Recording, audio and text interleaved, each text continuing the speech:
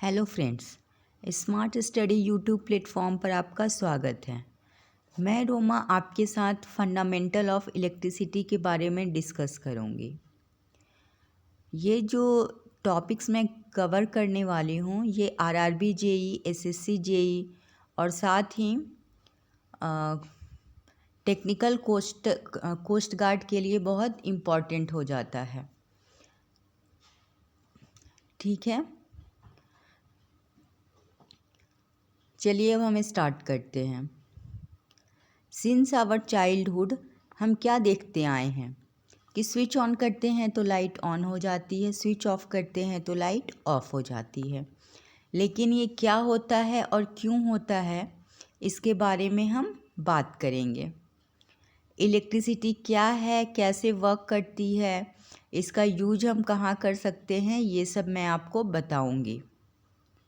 ठीक है, जैसा कि हम सभी जानते हैं दुनिया के जितने भी पार्टिकल होते हैं वो क्या के बने होते हैं, वो एटम के बने होते हैं। और एटम कैसा होता है, एक सेंटर में न्यूक्लियस होता है और उसके चारों साइड ऑर्बिट में इलेक्ट्रॉन मूव करते हैं। तो ये जो इलेक्ट्रॉन्स हैं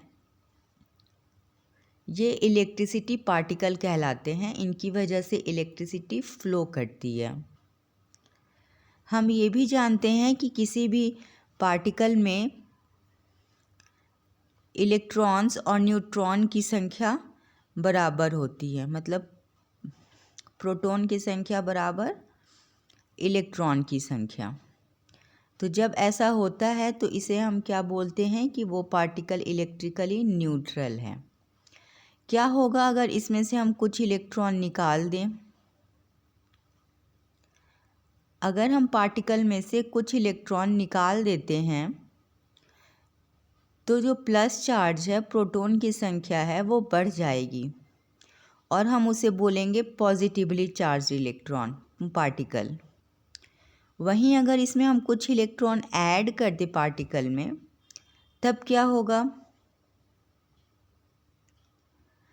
इलेक्ट्रॉन ऐड करने से निगेटिव चार्ज बढ़ जाएगा पॉजिटिव चार्ज से और हम बोलेंगे कि ये जो पार्टिकल है ये एक निगेटिवली चार्ज्ड पार्टिकल है।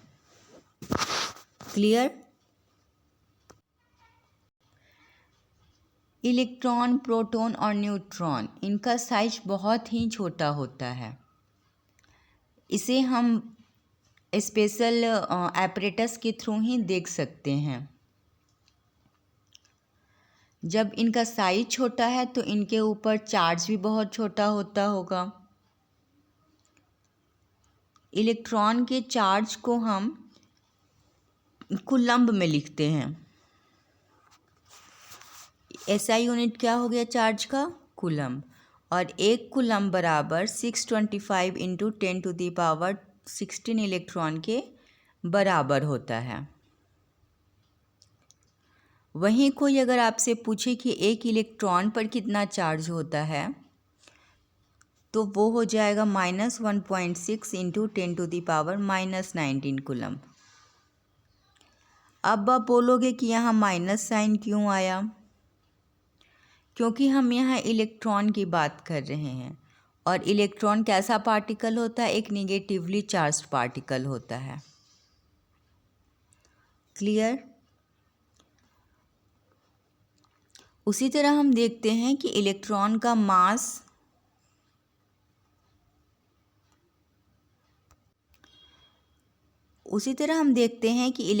मास और रेडियस वो भी काफ़ी कम होता है। मास इलेक्ट्रॉन का होता है 9 इंटू 10⁻−31 kg और रेडियस होता है 1.9 इंटू -15 मीटर।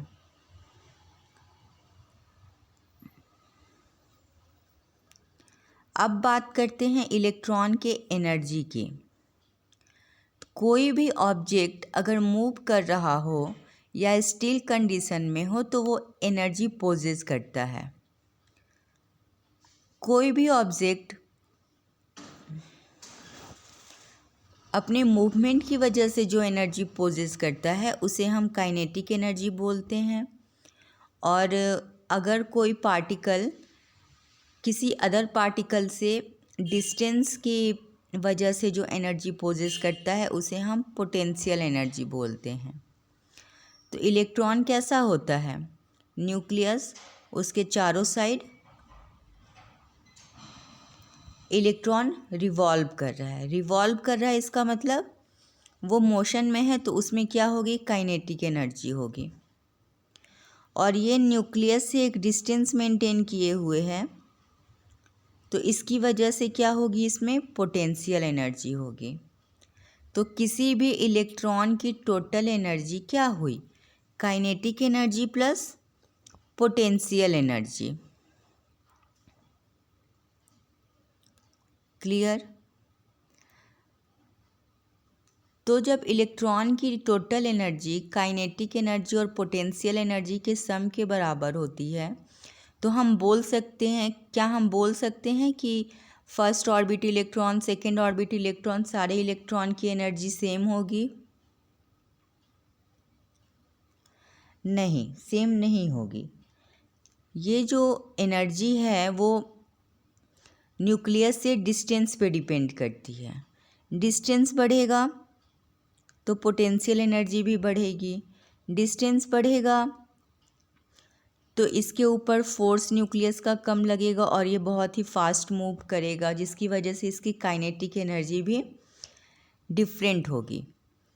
इस वजह से जो सेकेंड ऑर्बिट का इलेक्ट्रॉन का एनर्जी है वो फर्स्ट ऑर्बिट से ज़्यादा होगी और थर्ड ऑर्बिट से कम होगी। क्लियर? इसीलिए किसी भी मटेरियल का फिजिकल, केमिकल और electrical property last orbit electron पर डिपेंड करता है।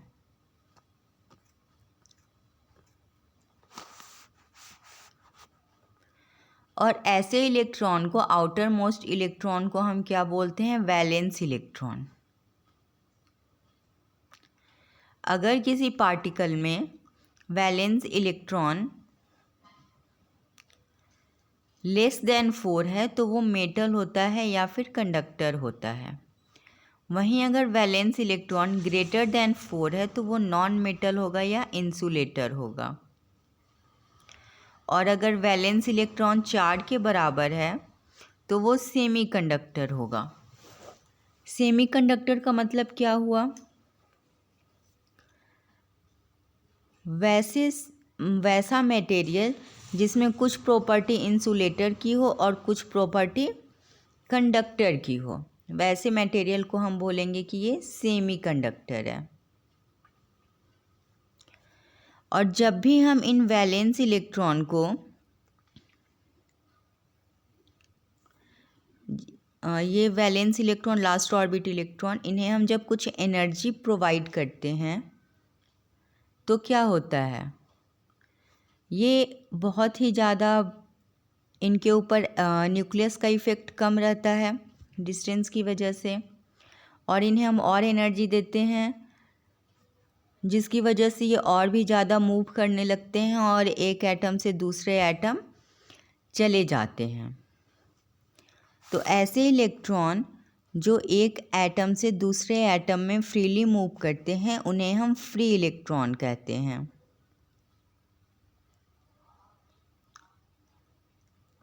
नाम से भी पता चल रहा है, फ्री मतलब फ्री टू मूव, वो ईजिली एक जगह से दूसरी जगह पर चले जाते हैं। ठीक है?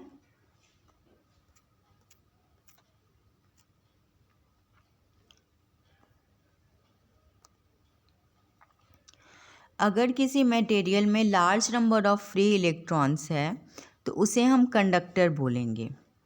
Large number of free electrons होने की वजह से इलेक्ट्रॉन है एक एटम से दूसरे एटम में बहुत फास्ट मूव करेगा और इलेक्ट्रिसिटी का कंडक्शन बहुत ही जल्दी हो जाएगा। वहीं इंसुलेटर में बहुत कम फ्री इलेक्ट्रॉन्स होते हैं जिसकी वजह से वो एक एटम से दूसरे एटम में बहुत धीरे धीरे जाते हैं या नहीं भी जाते हैं और करंट का कंडक्शन नहीं होता है। तीसरा मटेरियल है सेमीकंडक्टर।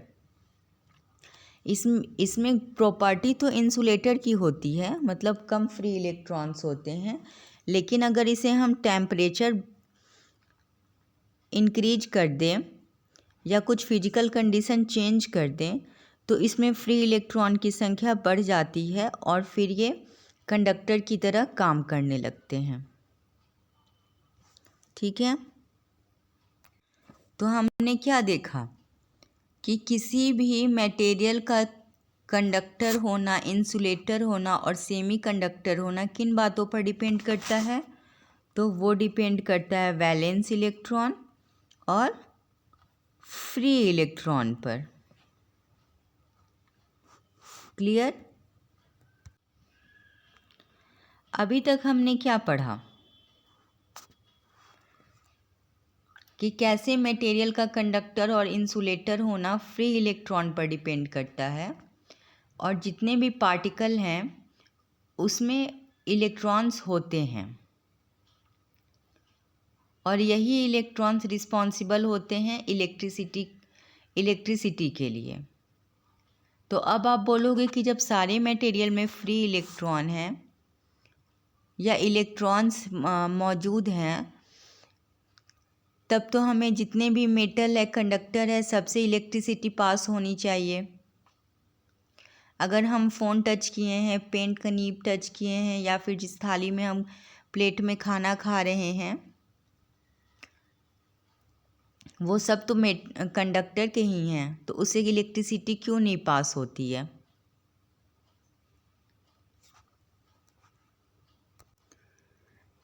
सारे मटेरियल के पास फ्री इलेक्ट्रॉन्स होते हैं, large number of free electrons जो रैंडमली एक डायरेक्शन और दूसरे डायरेक्शन में मूव करते रहते हैं और इस मूवमेंट में वो एक पार्टिकल से दूसरे पार्टिकल से टकराते रहते हैं। इस कॉलिजन में इलेक्ट्रॉन का डायरेक्शन ऑलवेज चेंज हो जाता है और एवरेज स्पीड 0 हो जाती है, जिसकी वजह से करंट का कंडक्शन नहीं होता है। ठीक है, इसे आप ऐसे समझो कि क्लास में आप लोग बैठे हुए हो और टीचर एब्सेंट है तो क्या होगा? अनडिसिप्लिन्ड होकर आप इधर से उधर जाओगे, दूसरे के बेंच पे बैठोगे, अपने मन के हिसाब से काम करोगे। इलेक्ट्रॉन भी सेम करते हैं, लेकिन जब अगर क्लास में टीचर की एंट्री हो जाती है तो सब अपनी अपनी जगह पर बैठ जाते हैं। यहाँ भी वही होती है। यहाँ टीचर का काम कौन करता है? ये एनर्जी सोर्स करता है। जब हम एनर्जी सोर्स से कनेक्ट कर देते हैं कंडक्टर को तो सारे इलेक्ट्रॉन निगेटिव होने की वजह से पॉजिटिव टर्मिनल की तरफ मूव करने लगते हैं और करंट जो है वो पॉजिटिव से कंडक्टर होते हुए निगेटिव की तरफ मूव करता है, मतलब इलेक्ट्रॉन के डायरेक्शन का अपोजिट डायरेक्शन में मूव करता है। तो जो करंट की डायरेक्शन है उसे हम कन्वेंशनल करंट कहते हैं। तो अब आप बोलोगे कि क्या जब इलेक्ट्रॉन एक डायरेक्शन में मूव करते हैं तो वो दूसरे पार्टिकल से नहीं टकराएंगे? नहीं, इस कंडीशन में वो दूसरे पार्टिकल से टकराते हैं, लेकिन इसमें इनकी वेलोसिटी 0 नहीं होती है। ये जो एक्स्ट्रा वेलोसिटी इन्हें इस सोर्स की वजह से मिला होता है सिर्फ वो 0 हो जाती है, जिससे ये फिक्स्ड स्पीड से मूव करते हैं।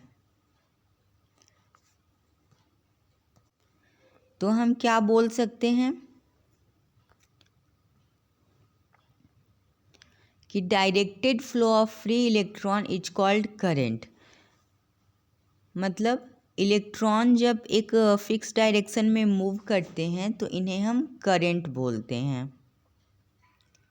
अब समझ में आया कि केवल फ्री इलेक्ट्रॉन के होने से ही करंट फ्लो नहीं होता है, उसके लिए इलेक्ट्रॉन्स को एक फिक्स डायरेक्शन में मूव करना होता है। अब बात करते हैं रिलैक्सेशन टाइम की। रिलैक्सेशन वर्ड से क्या समझते हो? रिलैक्स करना। रिलैक्स का मतलब रेस्ट करना। हमने क्या देखा कि इलेक्ट्रॉन अदर पार्टिकल से कोलाइड करते हैं। तो एक कॉलिजन हुआ, फिर थोड़ी देर के बाद दूसरा कॉलिजन होगा। तो फर्स्ट कॉलिजन और सेकेंड कॉलिजन के बीच का जो टाइम होता है, मीन टाइम होता है, उसे हम बोलते हैं रिलैक्सेशन टाइम। और इसकी वैल्यू कितनी होती है? 10⁻⁻14 सेकेंड के बराबर होती है। अब सोच लो कि ये कितनी जल्दी जल्दी दूसरे पार्टिकल से टकराते होंगे। अब बात करते हैं ड्रिफ्ट वेलोसिटी की। जब हम पोटेंशियल डिफरेंस अप्लाई करते हैं तो इलेक्ट्रॉन की वेलोसिटी इंक्रीज हो जाती है, बट अभी भी ये कॉन्टिन्यूअस कोलाइड करते रहते हैं अदर पार्टिकल से। इस कोलिजन की वजह से उनकी जो वेलोसिटी है वो लिमिट हो जाती है, वो ज़्यादा इंक्रीज नहीं कर पाती है और इलेक्ट्रॉन एक कांस्टेंट स्पीड से पॉजिटिव टर्मिनल की तरफ मूव करते हैं। इस कांस्टेंट वेलोसिटी को हम ड्रिफ्ट वेलोसिटी बोलते हैं। और ड्रिफ्ट वेलोसिटी की वैल्यू कितनी होती है? 10⁻⁻5 मीटर पर सेकेंड। क्लियर? अभी हमने देखा कि करंट की वजह से ड्रिफ्ट वेलोसिटी चेंज होती है। तो क्या आपको पता है कि दोनों के बीच क्या रिलेशन है? चलिए फाइंड आउट करते हैं। इसके लिए हम सबसे पहले एक कंडक्टर लेते हैं जिसका cross sectional area a metre square है। इसकी लेंथ d मीटर है। इलेक्ट्रॉन की ड्रिफ्ट वेलोसिटी vd है।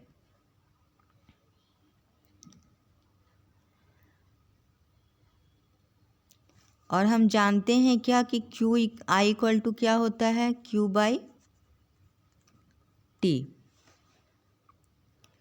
और q इक्वल टू क्या होगा?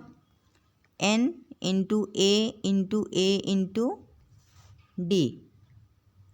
अब इस वैल्यू को हम यहाँ पुट कर देते हैं और टाइम इक्वल टू क्या होता है? Distance by speed. सारा वैल्यू हम पुट कर देते हैं तो हमें क्या मिल जाएगा? I equal to NEAVD। यहाँ पे हम देखते हैं कि N नंबर ऑफ चार्ज,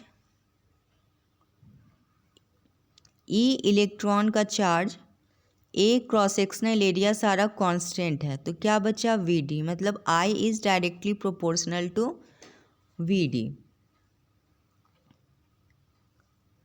इसका मतलब जैसे ही हम करंट बढ़ाएंगे इलेक्ट्रॉन की ड्रिफ्ट वेलोसिटी बढ़ जाएगी और जैसे ही हम करंट की वैल्यू डिक्रीज करेंगे ड्रिफ्ट वेलोसिटी की वैल्यू डिक्रीज हो जाएगी।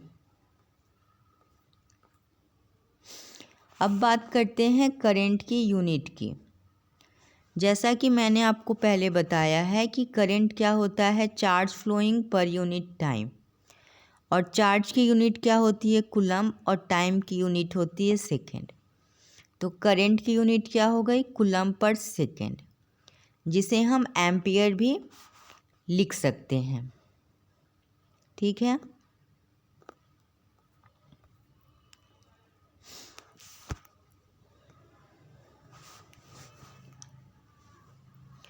एक होता है स्केलर क्वांटिटी और एक होता है वेक्टर क्वांटिटी। स्केलर क्वांटिटी क्या होता है? तो वैसा फिजिकल क्वांटिटी जिसकी वैल्यू केवल मैग्नीट्यूड पे डिपेंड करे उसे हम स्केलर क्वांटिटी बोलेंगे। लेकिन अगर किसी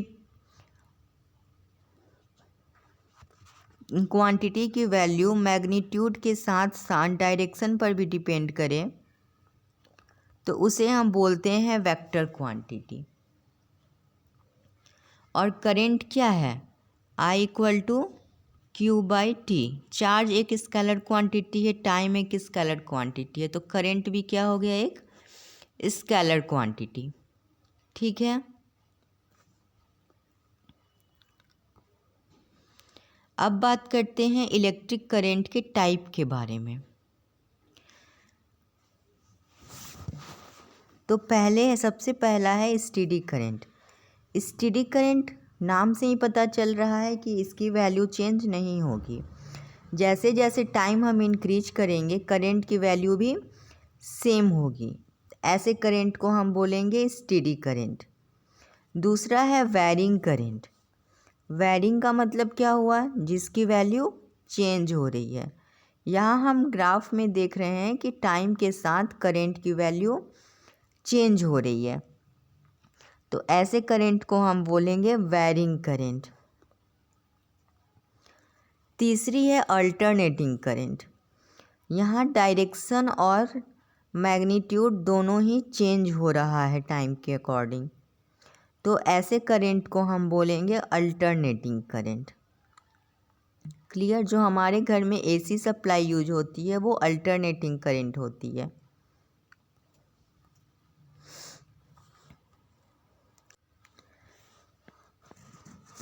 अब हम कुछ न्यूमेरिकल सॉल्व करते हैं। मान लो एक रेजिस्टेंस है जिसे 0.5 एम्पियर का करंट पास हो रहा है, तो नंबर ऑफ इलेक्ट्रॉन क्या होगा? और टाइम दिया हुआ है 1 सेकेंड।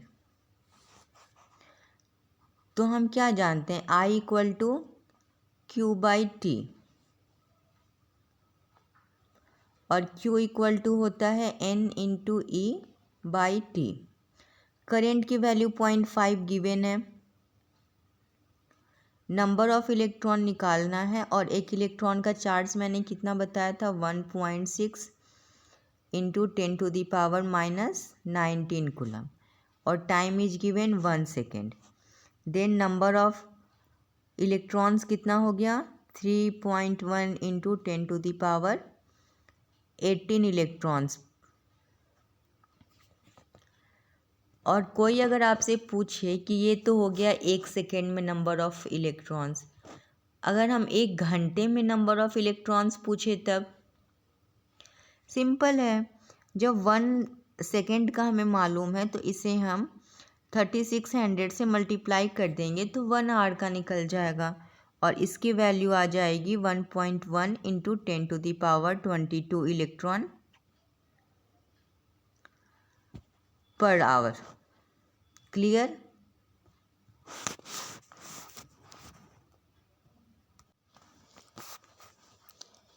अब एक वायर है जिसका क्रॉस सेक्शनल एरिया गिवन है 4 mm²,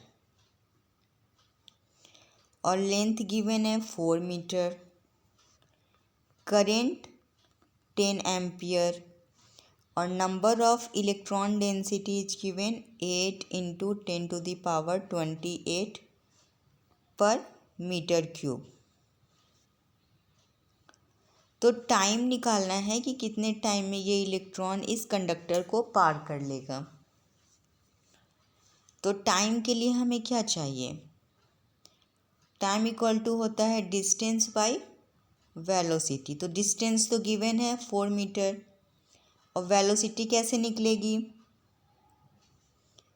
ड्रिफ्ट वेलोसिटी का फॉर्मूला हम यह लगाएंगे, I equal to NEAVD। I, N, E और A सब की वैल्यू गिवन है, तो VD की वैल्यू निकल जाएगी। उस VD की वैल्यू को हम यहाँ पुट कर देंगे तो हमें टाइम निकल जाएगा कि कितने टाइम में वो इलेक्ट्रॉन जो है उस लेंथ को क्रॉस कर लेगा। ठीक है?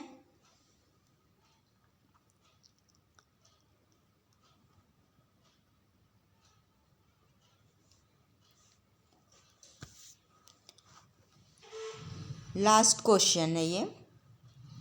नंबर ऑफ इलेक्ट्रॉन्स गिवन है 1.27 इंटू 10⁻15 इलेक्ट्रॉन। और टाइम इज गिवन 100 मिलीसेकेंड, तो करंट की वैल्यू निकालनी है। आई इक्वल टू क्या होता है, क्यू बाई टी, और क्यू इक्वल टू होता है N E by T. N की वैल्यू हमें गिवन है, ई की वैल्यू मालूम है 1.6 इंटू 10⁻⁻19, और टाइम भी गिवन है। सबका वैल्यू पुट कर देंगे तो करंट की वैल्यू आ जाएगी 2.03 एम्पियर। क्लियर। अभी मैंने आपके साथ कुछ क्वेश्चंस डिस्कस किया, इससे रिलेटेड और भी क्वेश्चन आप सॉल्व कीजिए, क्योंकि प्रैक्टिस मेक्स एनीवन परफेक्ट। और अगर आपको कुछ डाउट हो तो आप बता सकते हो। तब तक के लिए बाय एंड गुड नाइट।